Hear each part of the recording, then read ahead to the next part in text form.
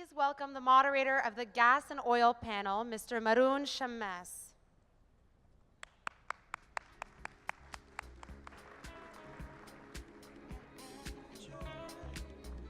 Thank you so much.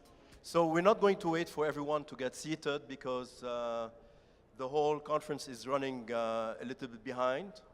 And we're going to start. So those who didn't show up on time will not have the full picture, but I guess we have to start. So thank you all for giving the opportunity for the oil and gas.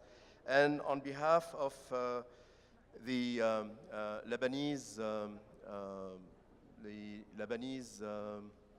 شو ننطر؟ طيب. They want us to wait a bit.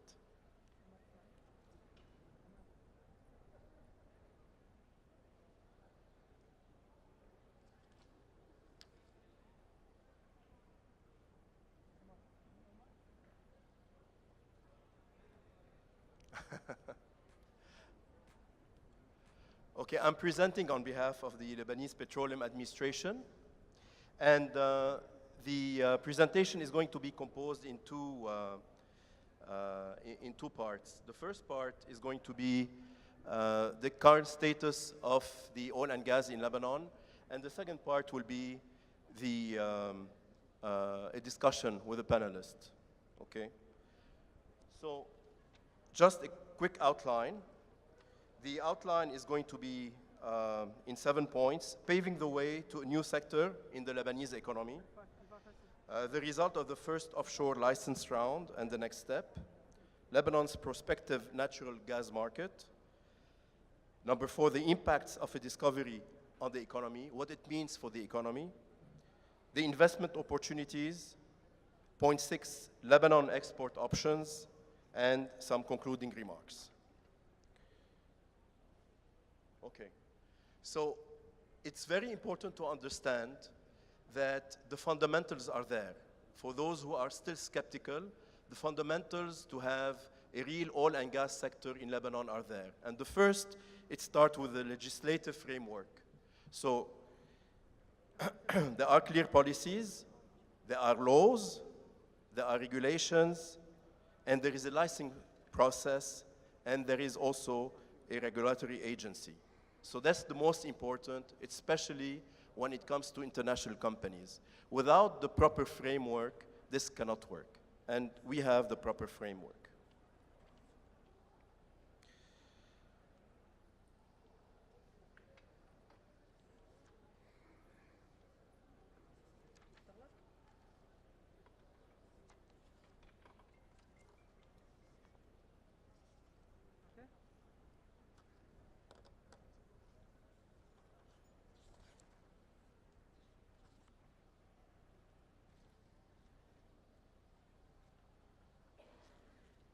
Okay, so the fiscal part.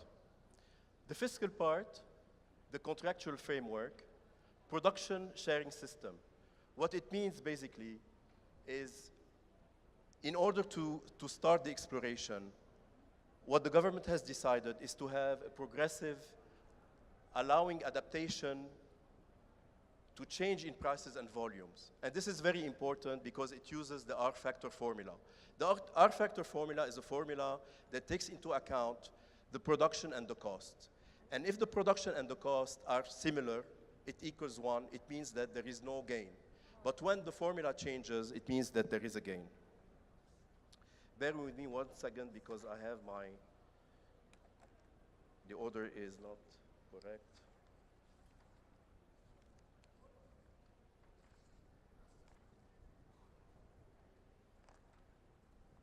Somebody messed up with the slides. Okay. I'm going to follow with that. It's easier like that way. Okay. So, the contract, there is no signature bonus. So in many countries, to encourage the people to start working, they give them a signature bonus. In Lebanon, there was no signature bonus. There are clear tax rules related to oil and the gas activities, and existence of tax advantages such as unlimited carry-forward losses, exemption from customs, and so on.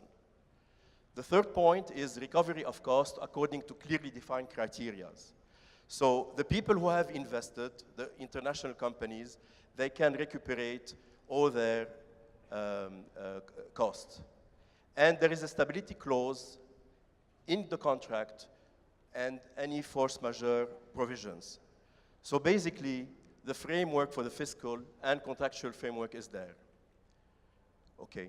And the last point was that there was a requirement of a consortium to conduct petroleum activities, spreading financial risk on several companies.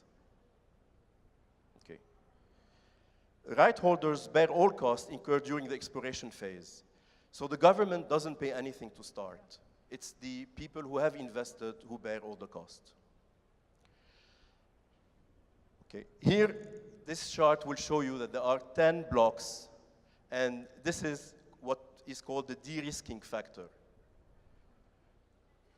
So block 1 to 10.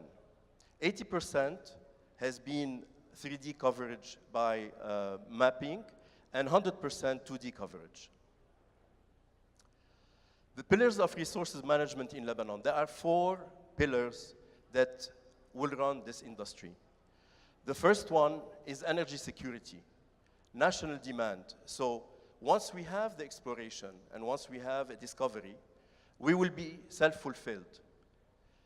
And the local infrastructure will follow. Long-term investment, this is for the APA terms and the export.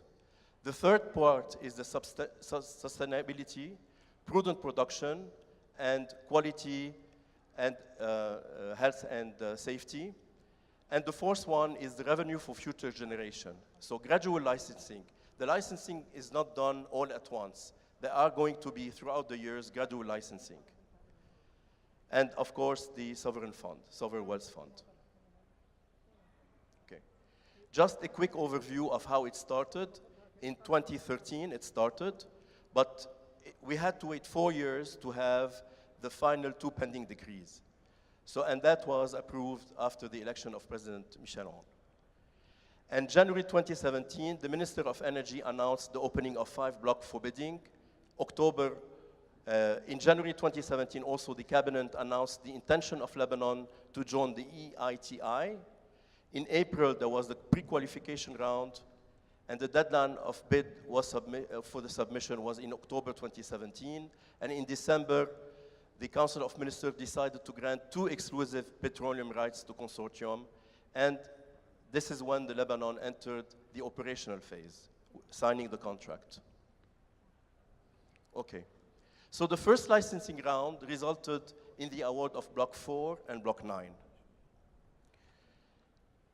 The technical offer, the depth is going to be between 4,200 to 4,400 meters in depth, 4 wells, minimum number of exploration.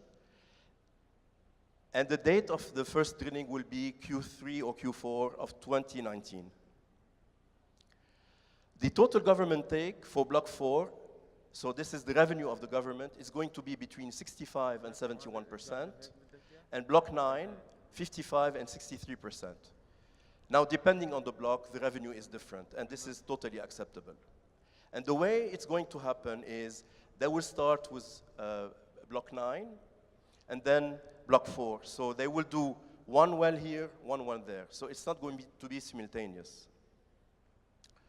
The participating companies are Total, this is the consortium, with 40%, ENI, the Italian, 40%, and Novatec, 20%. So they are all responsible of the exploration. And Total is the leading partner in that. So what to expect in 2018 and 2019? The government or the ministry, it approves the plan for the exploration. Once it approves it, they start with the supply-based logistics, the issuance of and acquisition of environmental permits, technical preparation for exploring activities. This should be completed before the end of the year. And the completion of well design activities, issuance of drilling permits, and drilling 1 well in Block 4, then Block 9, and then alternatively. Exploration phase, 2019 start of exploration activities, as I said, Q3 or Q4. minimum of 4 exploration wells during the exploration phase. And I spoke about the water depths. Okay. So normally this process should take 4 years approximately. They can discover in few months, but usually it takes up to 4 years. Of course, the sooner the discovery, the better it is, because the return on investment is much better. But basically, the life expectancy of the well is 20 years, starting in 2019 until decommissioning. So, what are the advantages and who is going to benefit from that? The first beneficiary of the discovery is obviously the electricity sector, because the plant will be running on the gas. The second will be the industrial hubs and energy-intensive industries, such as the cement factory and so on. And the third one will be the commercial and large institutions, city, transportation sector, and so on.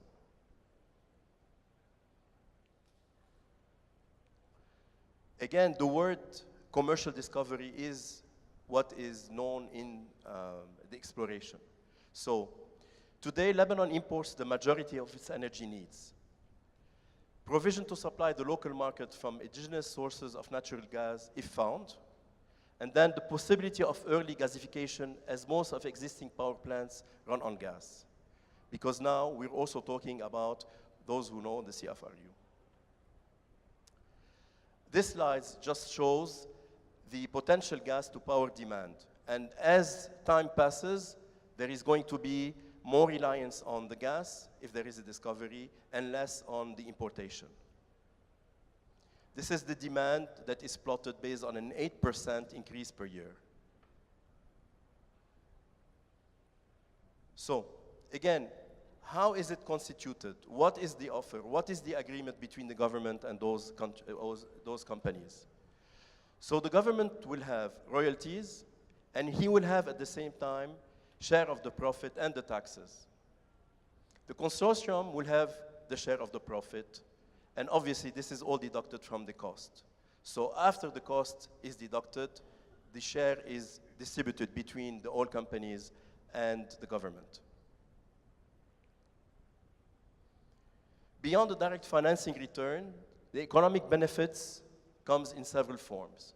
Employment creation, increase in value added, increase in purchasing power, and investment of state revenues. The effects can be observed directly and indirectly as a result of the upstream oil and gas activities. Obviously, the effects varies in magnitude depending on the level of development of the sector, the size of the discovery, if at all, and the petroleum prices at the time. We spoke about that earlier, the power generation, the positive about that, lowering the financial burden resulting from energy imports, because today it costs the government of Lebanon about $1 billion to run the electricity in terms of cost of gas, petrol. So obviously, if there is a discovery, this cost is reduced. So what are the advantages in attracting exploration investment? Okay.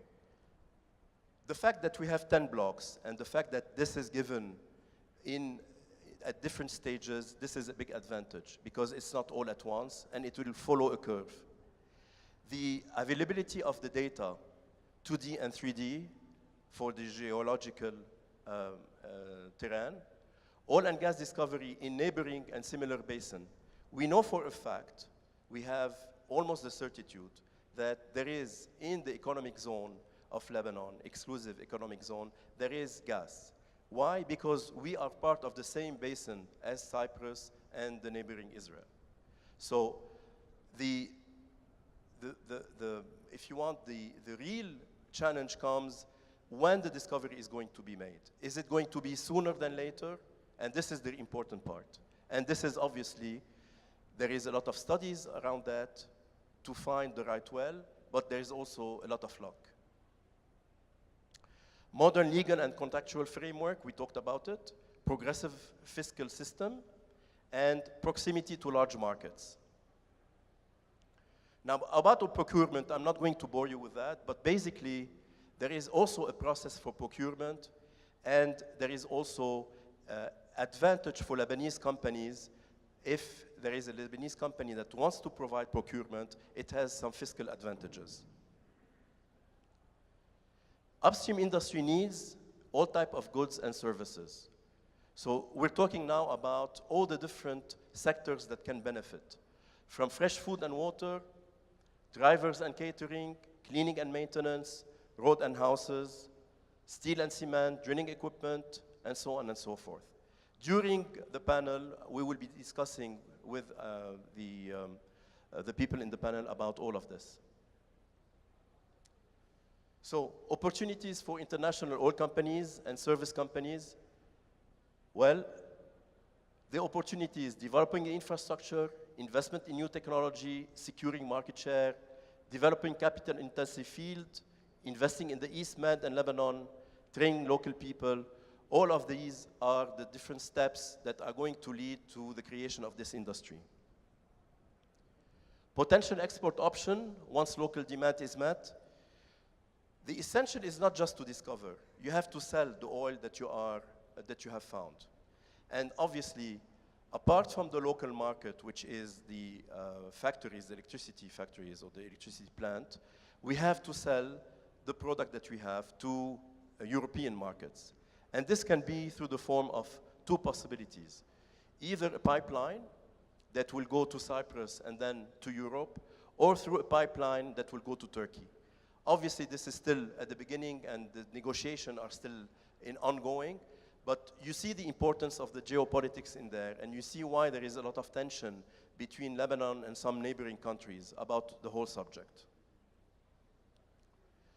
So the main message is that additional steps needed to further develop the petroleum sector, infrastructure development, building local capacity and promoting vocational training to provide manpower for the petroleum industry, strengthening institutional capacity, complementing the legal framework, not everything has been finalized yet, expanding cooperation programs with local, regional, and international organizations, academic and professional institutions, the private sector, civil society, and the media, tapping into new investment opportunities as per Lebanese regulation, invest in R&D, capacity building, and the third point, the third pillar is developing an integrated gas market.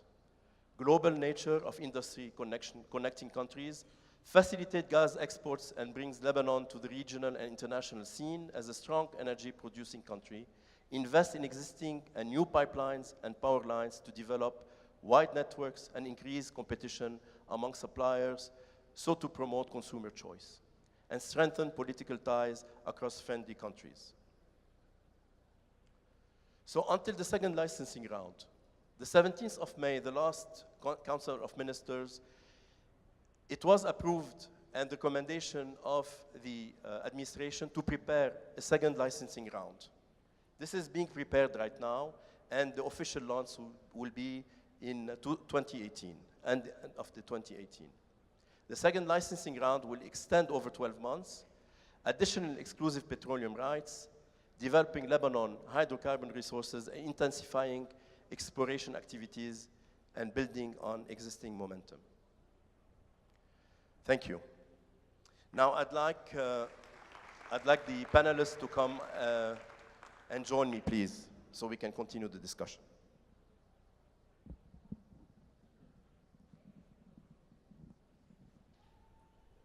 Okay, actually, I'll start with Rami. Rami, can you tell us briefly what your area of expertise is, please?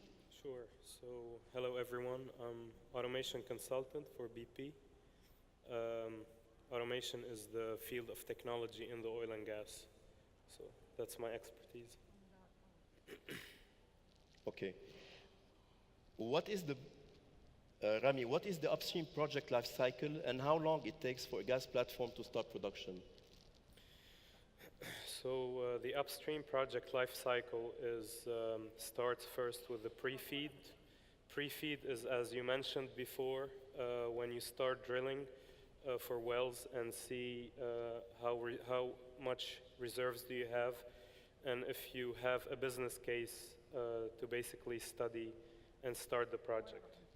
So that stage takes about 6 months.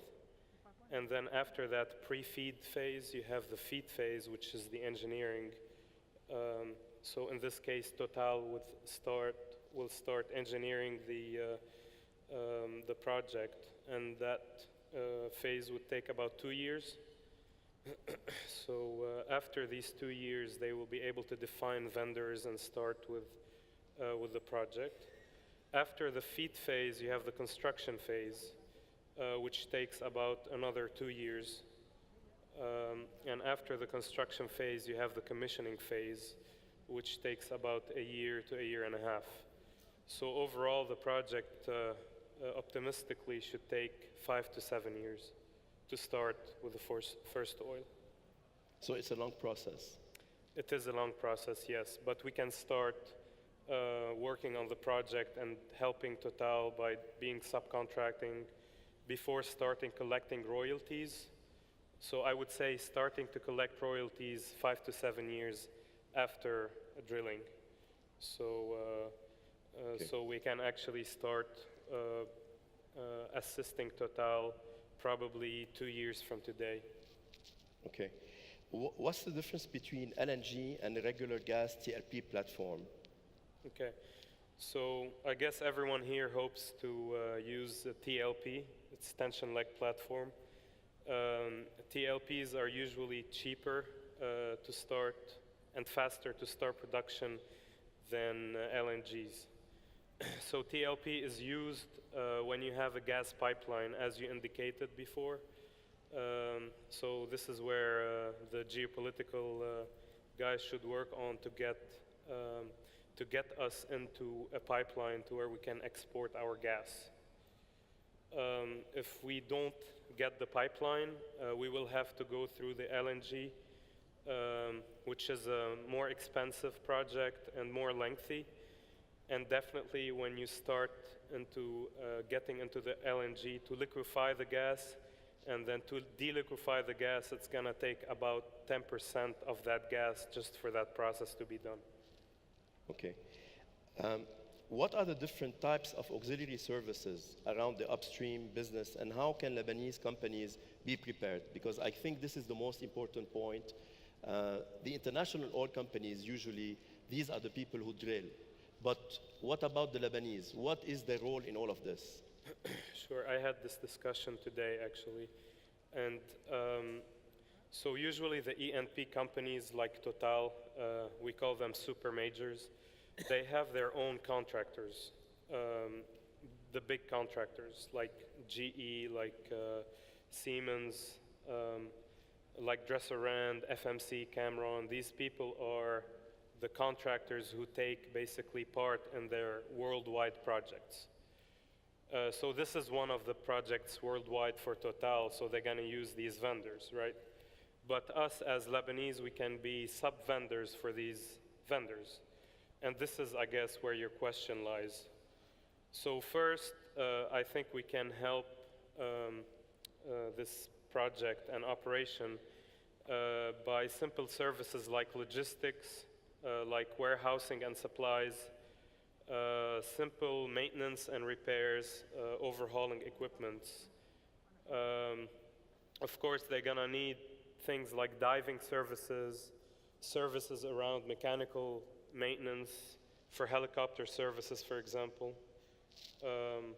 chemical tanks and transportation, also possibly fire and gas testing, automation and controls maintenance, IT local servicing, like satellite, like Alpha, the Alpha guys here provide, crane operations, catering, painting, safety schools, medic services, hotel, safe guest houses, supply boats, and flotels. These are the notes I had in mind. So they definitely need flotels for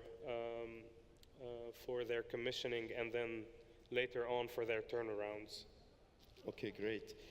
I'm going to leave you for a second, and I want to introduce Rami. Ray, can you tell us a bit what you do exactly? Because I think you're the second part of what Rami does, usually. Hi, yes, thanks for having me on here. It's a pleasure to be here. My expertise has been all in the heavy oil industry, mostly on the engineering and infrastructure side. So we work with our clients to understand what their long-range plans are. We conduct the engineering on the front-end engineering that Rami just mentioned about. We also do the interdiscipline front-end engineering and detailed engineering to provide all the deliverables for the infrastructure to be built and support all the documentation for the operations. So at what phase of the exploration do you get in at all, or is it way after? Well, as soon as they explore and find what the reservoirs indicate and start deciding how big the platform needs to be and the count of equipment, that's where we could get involved on the, we get involved at the conceptual stage as well, so we could sort of create a 3D model, and then from the 3D model, develop and support with cost estimating and forecasting on schedule and so on. Okay. Large capital projects, we're talking about hundreds of millions of dollars, typically come with risk of overruns in cost and schedule. What are some ways to address those risks from your experience? Very good. Yeah, that's the norm, especially when it's busy in the industry, multiple projects going on. There seems to be a lot of cost overruns. And some ways that we've done that has been through process simplification, looking at the process and seeing how we could simplify that. Second approach would be through implementing fit-for-purpose specifications and industry practice specifications. Thirdly would be reducing the plot space or the platform through early engagement and working together. What I want to focus on today is digitalization. Digitalization is a little bit of a new concept to the engineering industry. And we've transformed our project execution from a document-centric approach to a data-centric approach. This means that all technical data is authored within a database, and all the deliverables are simply reports from that database, instead of production of a document. Because it all happens in real time, the underlying data is accurate and always available for the stakeholders and for the project systems. So as I mentioned at the beginning, when the engineering teams, there's hundreds of engineers that are working together through interdiscipline actions and with the stakeholders, so this is a significant advantage. By implementing a digital project execution approach, we can typically reduce the total installed cost of a project by 10%. So if we're talking about a $1 billion project, $100 million is no funny money. It's real money. Talking about reducing, we have also here Charlie Khoury. He's an entrepreneur and he started his business in Lebanon. Right. And I know that his technology allows to have cost reduction. So can you tell us a bit about what you do? Yeah, sure. Good afternoon. First of all, I'm very happy to be here. Thank you for having me. My name is Charlie Khoury, and I'm the co-founder and CEO of NAR Technologies. Mainly, our objective is to make drones smart. So we're in the drone tech business. We want to transform these robots from simple flying cameras to flying computers so they can do more advanced applications. Whether it's what we're all waiting for, faster pizza delivery through a drone to our doorstep, or even, all the way up to inspecting our critical infrastructure, being, especially in the oil and gas sector, we have the oil and gas pipelines, flare stacks, offshore platforms. But you need intelligence to be able to do this. And this is actually what we're creating with our platform that we call Draven AI. You can integrate it with any drone you want, and on the fly, the drone becomes intelligent so that it tells you if your pipeline is leaking, it tells you if your flare stack is corroded, or your asset is in whatever bad condition. So as you mentioned, cost reduction, of course, is a big value here, but also let's not forget about safety. That is also a super important factor.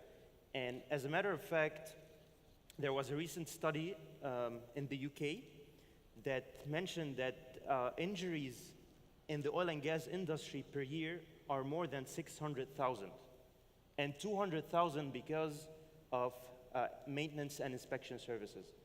So this is how we can actually depict that the most important value, in addition to cost reduction and time saving, is safety. Okay. So from your standpoint as a startup in Lebanon, give us your perspective on the ecosystem, the oil and gas meaning, your views on the opportunities for entrepreneurs like you in the oil and gas industry. Do you feel that there is an opportunity? Have you felt that? Have you sensed that? Actually, if we look at a couple of years ago, any person who wanted to start a business in Lebanon, it was very tough for them. There was no ecosystem, there was no funding, there was no correct platform for it. But now in 2018, I think Lebanon is an amazing start. The biggest proof is that a lot of companies in the startup village, they're Lebanese companies, and now they're making it on an international stage. They're selling to clients in both Canada and US. And in particular, in our case, most of our inspection work is oil and gas. And we've done most of our work in Canada, Alberta, and BC. Until date, we've done around 5,000 hours of inspections with our drone software. So it's picking up, and I believe it's a great start for everyone who wants to.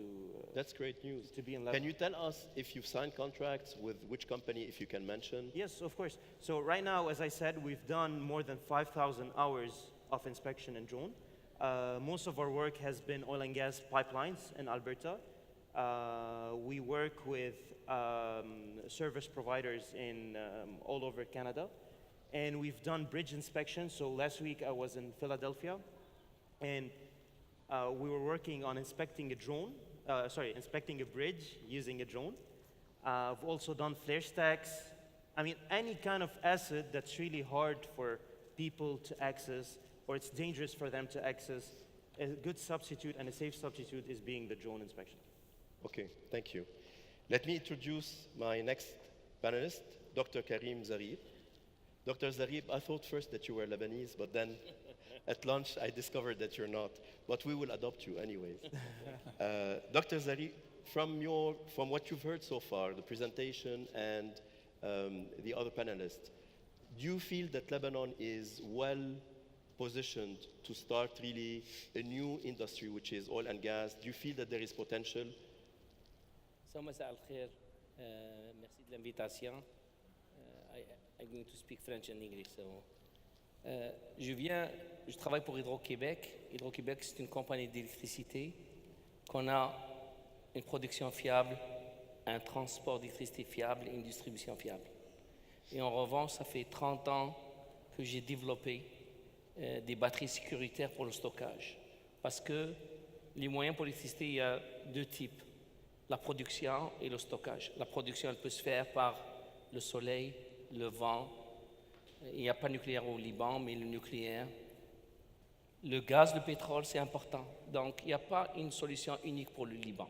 Comme un expert, c'est que la vision, il faut trouver des solutions importantes pour réduire le temps qu'on perd l'électricité. Donc, il y a une opportunité énorme au Liban, en particulier parce que, parler de réseau, le réseau tout à l'heure, la production, le transport, la distribution, il y a deux types de réseaux. Le micro-réseau, c'est qu'on n'a pas besoin de production d'électricité, mais on peut avoir production, c'est-à-dire on n'a pas besoin de réseau, mais on peut avoir une solution plus facile avec une production simple pour un village. Et en revanche aussi, on appelle dans notre jargon les nano-réseaux. Nano-réseaux, c'est quoi? C'est une maison que je suis capable au Liban de mettre juste 4 kWh de panneaux solaires et avoir une batterie de 10 kWh. Dans une maison, je suis capable de rouler ça des années. Donc, l'opportunité, elle est vraiment exceptionnelle. Plusieurs solutions. Le gaz et le pétrole, il y a une possibilité qu'on puisse produire l'électricité et en stock. Et nous, Hydro-Québec, on a développé des technologies, surtout pour le stockage. Je suis avec mon collègue Guillaume Meillet ici, sur la commercialisation. Donc, nous avons développé des stockages à plusieurs mégawattheures. Ça veut dire que dans les grandes villes, on peut ajouter les batteries. On est capable d'avoir l'énergie pendant toute la journée, pendant la nuit, etc. Flexibilité avec le réseau intelligent. Donc, il y a toute une opportunité à travailler avec le réseau intelligent au Liban. Et d'autres choses, les villages, on est capable de mettre quelques kilowattheures, 600, 700 kilowattheures, et là, une application totale de éliminer complètement, qu'on aura tout le temps l'électricité 24 sur 24 au Liban. Donc l'opportunité, elle est là, et c'est juste de trouver des business cases qui fonctionnent. Dr. Zaghib, it's very interesting what you've been developing. I'll come back in a minute to your area of expertise and the batteries that you spoke about. But for now, I want to go back to Rami. Rami, there is a lot of hype and a lot of excitement in Lebanon about the oil and gas industry.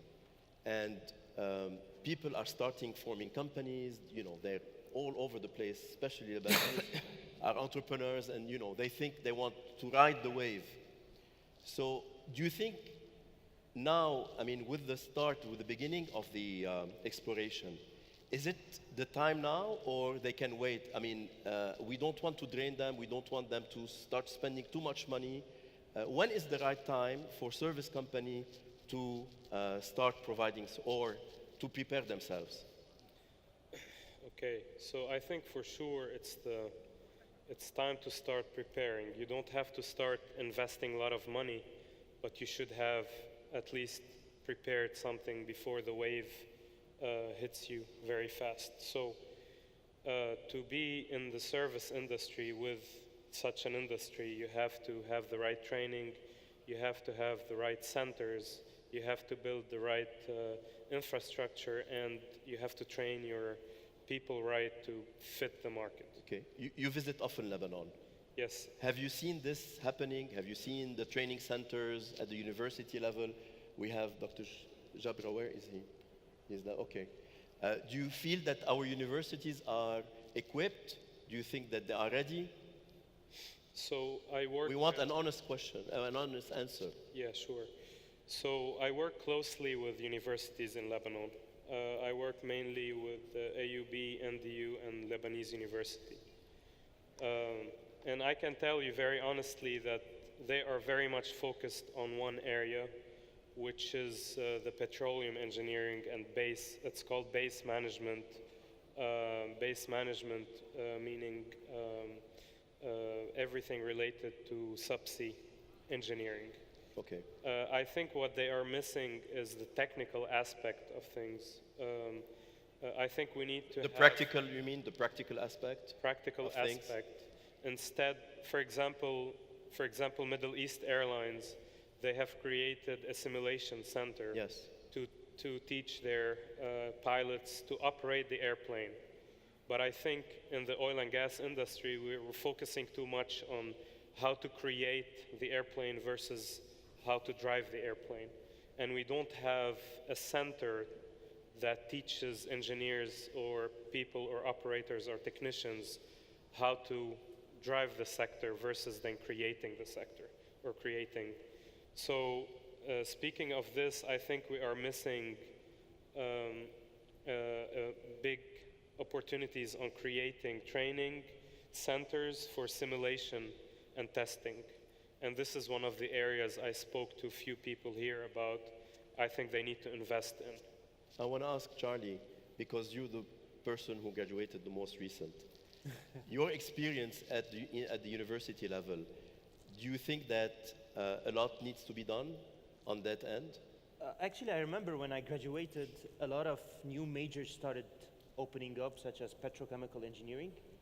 I think that's a good sign where universities and the educational system is going. So that would be what I recall the most. Okay. Ray, a question for you. Do you work a lot with universities? Do you get research done at the end of the university? Do you use them a lot, or it's totally separate? We don't get the research done at the facilities. We do the research ourselves, but we're always hiring fresh graduates or intern students to understand our culture, understand the systems. You know, education is great, but you got to supplement it with experience. So, you know, just a couple of years of experience with a student goes a long way in their profession and helps them specialize. But you do cooperate a lot with universities? Yes, we do, yeah. Okay. And Dr. Zaghib, may I ask if you have, in the labs that you have also a lot of research that is being done, correct? Yes. So Hydro-Québec is a utility company, and we have our own research institute since 1967. and we are doing research and development non-stop. And the company invests each year 130 millions a year, and mainly this is for research on production, transportation, distribution. And in my side, we have a center of excellence is more oriented to do research on energy storage. It can be energy storage for like iPad, iPhone, electric vehicles, chargers, and megawatt-hour batteries. Okay. Rami, if you've been working in many places around the world, if you compare what is being done today in Lebanon as compared to other places, do you feel that it is, I mean, according to international standards, are we behind? Are we in advance? What is happening, do you think? So I believe we are working towards getting to where we should be working, to where we should be. To answer your question, I think a lot of people are waiting for real reserves to appear and for the operator, who is Total, to say, okay, we're going to start invest, and that's how much money we're going to be making, and investors to start actually putting investments. So people like BP will come at a later stage. They will first see what's happening with Total and ENI, and then they will, bid for the second stage. I think the big question here is the geopolitical uncertainty. I think once we have this settled, we will have a lot of, I guess, higher attractions towards the area. Okay. Ray, a question for you. Executing large projects in Lebanon will be a major undertaking. What strategies can be implemented in executing these successfully? We touched on the geopolitical and the macro level, which I'm not going to get into here, but from a management and execution perspective, I'm going to elaborate on a specific method that has been used in the oil sands, which is modularization. I have firsthand employed and witnessed the benefits of modularization on several mega projects that I managed. The oil and gas industry, it's very unique, and it does require a special skill set of engineers, contractors, for the infrastructure or the central plant facility, all the platforms. So we have to always remember that. And it's different than building a skyscraper where you can import, 5,000 cheap, unskilled labor to put to the test. So we do need that special skill set. And with modularization, it's a process that integrates the owner, the engineering team, the suppliers, the fabricators, all the skilled labor to collaborate together early on and modularize a larger scope small enough that could be fabricated, assembled, tested, and ready to be shipped. And basically, when it's shipped, you're basically just bolting it up just like Lego blocks. So it's not really new in the housing, you have modular homes, but for the oil and gas industry, because we need all that special skill set, it is somewhat new. And I'll just explain a module, to explain what a module is, because modularization is the full process. But a module is, as mentioned, a fully dressed unit or building with all the structural steel, the piping, the electrical, the automation, the equipment. There could be a building on it. You could have the platform or the walkways ready to be assembled. And again, it's all in a controlled environment that's been tested under quality procedures and ready to be shipped. So that's one really important element that we have to look at. And this, all these activities involve the use of skilled labor, as I mentioned. And the idea is to bring that skill set that we will be hiring, whether it's the Lebanese expert or the North American companies that we're attracting, to a controlled destination under the quality procedures, and we're able to make use of their productivity. Because without productivity, you're going to end up schedule delays, you're going to end up with costs. So the cost benefits are achieved by significantly reducing direct and indirect field labor. It reduces congestion at site and results in improved safety, productivity, and performance. It increases productivity by shifting work from the field to a shop. In northern Alberta, the remote destinations are multiple hours away from the city hubs, and it is minus 40 or 50 degrees there. So just, Lebanon, we have the climate, but there will be some work that's to be done off the see on the platform. So bring that to a modular shop under a quality assurance program and build these modular package for assembly. And it optimizes the schedule through allowing the work to proceed simultaneously. For example, instead of a finish to start, you have to assemble the structural steel, for example, for a structure, and then you have to have the piper come in and put the pipe down. By having it in a module shop, you're able to have the structural steel guy work, and if he's behind, you could have the piper guy on the ground, piping pipe together, and then they could just, within a day, fish that pipe in and install it. So there's a lot of advantages for cost and schedule using the modularization. And again, I want to emphasize, for the Lebanese experts or the North American companies, we need that skill set, and that's how they could get involved. And when we're talking modularization, we're talking engineering, we're talking services, we're talking welders, we're talking suppliers of different types of equipment. So at some point, what Rami was saying about, we need them to get engaged and get them to help us start on the right foot in this profession. We don't want to have our first project, with higher cost and delayed schedule. Okay. Rami, in a typical platform, how many people usually work on a typical platform? I'm trying to see the size and the expertise and the labor force on a typical platform. So usually on a regular size platform, it depends if it's during commissioning or during operation. I would say on a regular size platform during commissioning, you have about 500 to 700 people. 500 to 700 people. Okay. And these, they work on shifts, so you have people coming onshore, offshore, so you're going to have... So you have to double this, plus you have to triple it because you have onshore support.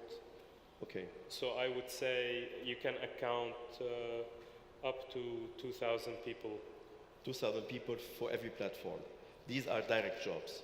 And indirect jobs probably 3 or 4 times that. Okay. So it's to have a size of the market, the possible size of the market. So that's great.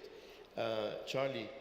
If you want to ask me a question about university, I can answer before the president of my university is here. Where is he? He's not here, so I can still answer it. Okay. Dr. Jabra is here. I wanted to know, actually, to ask you, what is the impact of robots combined with artificial intelligence, since it's your area, total area of expertise. So can you tell us a bit about it related to the oil and gas sector? Yes. So drones, as I said earlier, they offer a great inspection platform for most oil and gas assets. Specific use cases could be oil and gas pipelines, flare stacks, storage tanks, and so on. But the problem with drones is they do half of the job. So you still need someone to go through all of the data, all of the images and the video that the drone collected to get results. And the thing is, on average, every inspection collects around 10,000 images. So having someone doing this to check if there's a leak, let's say in a 100-mile pipeline, is a crazy job. Or even longer, thousands and thousands miles of pipelines is a crazy job. So this is why we're leveraging AI to automate this process and instantly pinpoint the areas of concerns, like detect leaks, pipelines, corrosions on flare stacks, cracks on several oil and gas assets. So we can start with the repairs right away. And what we've discovered during our work is not only we're expediting this process, but we've detected more than 180 cases where actually a human inspector missed a leak or a corrosion. And this is where you can see that AI is really augmenting the work and making these assets much more reliable. So it's cheaper, it's more efficient, yep. And it's more accurate, yep. At the same time. I know that the real problem in drones was the battery. Yep. The time it can fly, 20 minutes or so. Yes. Okay, so maybe Dr. Zaghib can tell us, can we think of drones in the near future that can run for like 1 hour or 2 hours? So what we was developing what we call it lithium-ion batteries. This is what you have in your iPad, iPhone. Et l'état du lithium, soit dans l'anode, soit dans la cathode, soit dans l'électrolyte, il est à l'état ionique. Actuellement, nous développons une batterie tout solide, all solid state battery that the energy density become 2 times higher, and we are able for electricity. We are looking for the market of the drone. We are looking more for market of energy for electric vehicles, which is a huge market. But we believe for the drone that the technology will develop next 4 years become minimum 5 hours, not only 20 minutes. We are making a breakthrough. So this breakthrough, as you know, the energy density about lithium ion here is 220, 230 watt-hour by kilograms et 600 watt-heure par litre. Et en revanche, la nouvelle technologie, on arrive à 500, 600 watt-heure par kilogramme. So what can we expect from in the future for that? What we expect for the future like that, let's see, when you have like iPad or iPhone, your battery is like 2-3 millimeters thick, and then will be only l'épaisseur d'une page, and it's half page. Same thing for when you going to make drones, is only like 6-7 pages, and then energy density is very high by volume and so on. So this is, I believe, this technology will be coming like 4 or 5 years. 4 or 5 years. 4 years. And autonomy will be? Yeah, for autonomy for electric vehicles around today, what we see about 250, one charge, 300 kilometers, and l'autonomie dans 4 ans, 5 ans, c'est entre 800 km et 1000 km avec une seule charge. And sorry, it's also important to note that. Yeah, a cycle, as you know, just to explain cycle, what it means cycles, quand on prend un iPad ou un iPhone, on l'utilise, on dit c'est une décharge, et je le plug, on dit une charge. Ça, c'est un cycle. Les batteries lithium-ion que nous avons développées aujourd'hui, 15 000 cycles. Ça veut dire 20 ans de vie calendaire. Ici, on a une batterie qui donne 1 MWh. La batterie, elle va développer 15 000 MWh. Aujourd'hui, dans vos iPads et iPhones, on parle à peu près de 500 cycles. Donc, nous, on a fait un dépassement exceptionnel sur 15 000 cycles.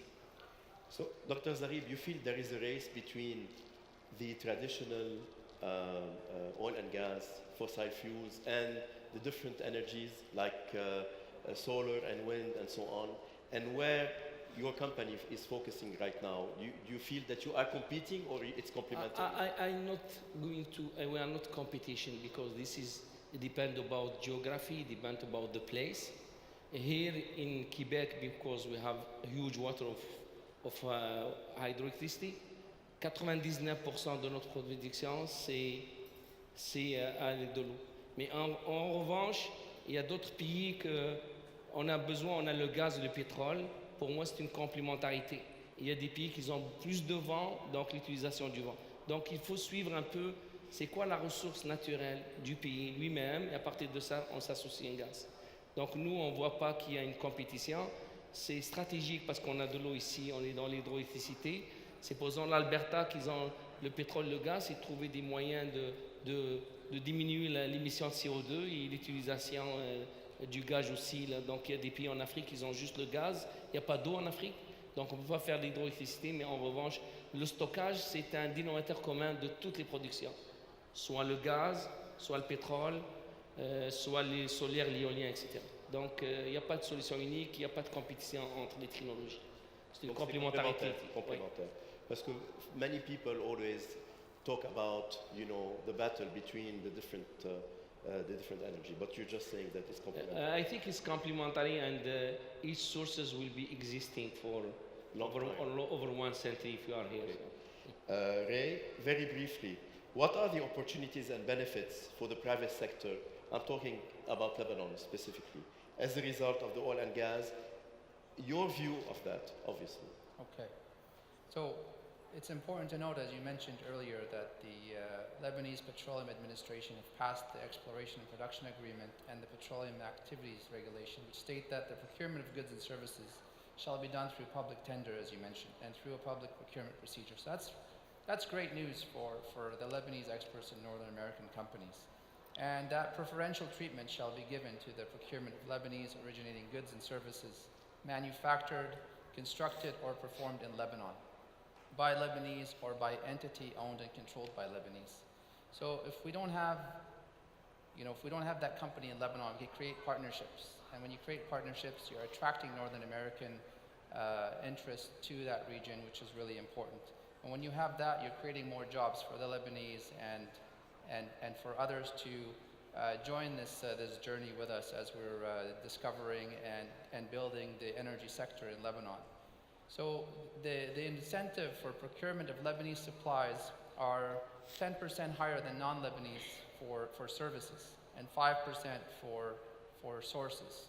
So I think that's a great start where we are. So we are getting a leg up on the rest of the community by driving the message to Lebanese to go ahead and start doing your research and development, start doing your homework on how you can get engaged in this industry. And this industry, as Rami and many know and as mentioned, it caters to a wide range of businesses. For every one direct job, you're going to get between 10 and 15 indirect positions. So for every one job creation in oil and gas, you're going to have 10 to 15. That's excellent. And on some of these big projects, like Canada alone has 500,000 direct positions. So Canada, 500,000. yeah, and so that's pretty huge. So in Lebanon, we're going to start off slow, but it's going to really impact the community. And Rami mentioned a whole bunch of these businesses, but rentals, well services, process chemicals, inspection services. If I want to talk about digitalization and modularization, it's all the trades and the training for the trades and the equipment suppliers and the vendors. So from pumps and filters to the simple control valves and the instruments to engineering services. Lots of opportunities then. There is our time is almost up. I want to, last question for you, Charlie, because it's the future and the track in Montreal is about also technology and speed. What can you advise other startups and young professionals back home on the subject of oil and gas entrepreneurship and the creation of enterprises? First thing is to think on a global level, because I know we're in a small market that is Lebanon. We have a new industry that's picking up that is oil and gas, and it's going to create a lot of opportunities. But to think on a global scale that they're not going to build only solutions for Lebanon, but they're going to build solutions for the world, but at the same time benefit their home country. I mean, I think it's all about attitude. So if you think big, if you stay positive, if you believe in what you're doing, that's the most important thing any entrepreneur can have. It's all about attitude. Competence and technical skills come second.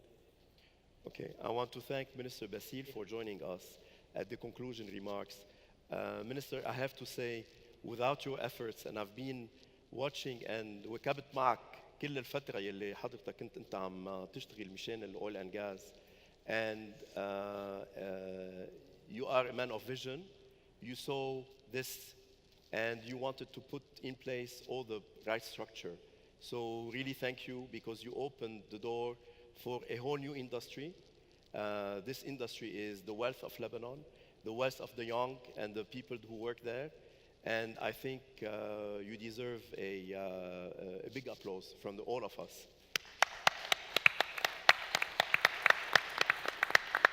I want to thank the panelists for joining me and shedding the light on some of the information and challenges that we have as Lebanon. Thank you very much. Thank you. Thank you.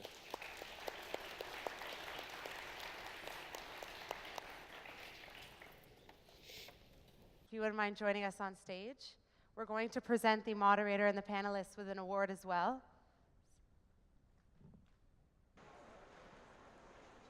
أي واحد الله يكرمك. Thank you. ريكورد إيه؟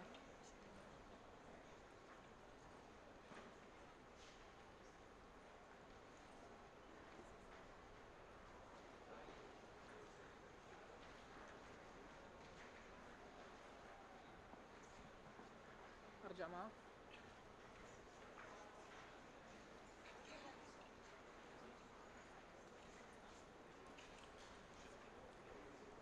أرجع من البداية. هو راح يبدي من الجهة الأخرى.